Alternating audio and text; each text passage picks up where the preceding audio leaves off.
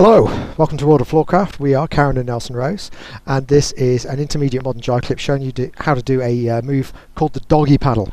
Now, I'd like to say a big thank you to Kieran Loftus for teaching me this move and showing me how to lead it. Because this is one of those moves that quite a lot of people like, but a number of people think you've got to do it as a bit of choreography, and you can lead it all the bits of this. It looks like this. It goes 7 and 8.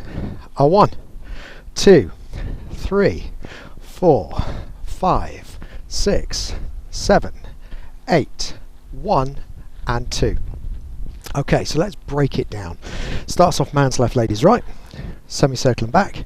We're bringing the lady towards us and blocking. It looks a little bit like you might be setting up for a push spin, but instead of setting ourselves up to get some rotation, we're keeping things nice and straight to begin with, so that we've got something to work with to start the lady going in a straight line.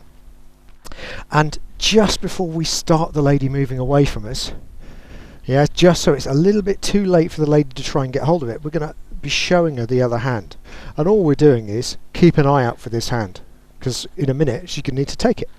So we start the lady moving, little push, we take the hand across and start rotation as well. That hand that was up just in time for the lady to see it as she was leaving, you bring it forwards enough that the lady can go, ah, there it is. And that's what happens. We come in, collect the hand, release with the left, we're going round, pick up again, go for another. We're actually going to do 4. And the reason we had a double spin at the end is because with 4 rotations one way, a single at the end was probably going to leave the lady a little bit dizzy still. So we do a Wurlitzer preparation, we go round for 1, and then just a little push through for a continuation, catch and back. And for anyone going, oh, it's still quite tricky, I would agree. It's not a beginner lead and follow, it's an advanced lead and follow. So you need good technique for both the leader and the follower. But I have actually done this in freestyle with a beginner who was doing very, very well from a point of view of following, and worked absolutely fine. So it'll come. So numbers, we go back 1, in flat block 2, sending the lady off into turn 3 and 4 and 5 and 6. Wurlitzer preparation 7, return spin 8, and another on 1, catching and back 2. So let's try it. In fact, we'll give you the other point of view. Make sure you've got space to move forwards.